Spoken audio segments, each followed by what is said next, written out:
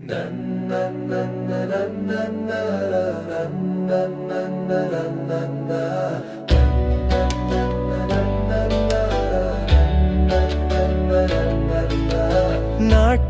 அடியனை என்ன செய்யும்,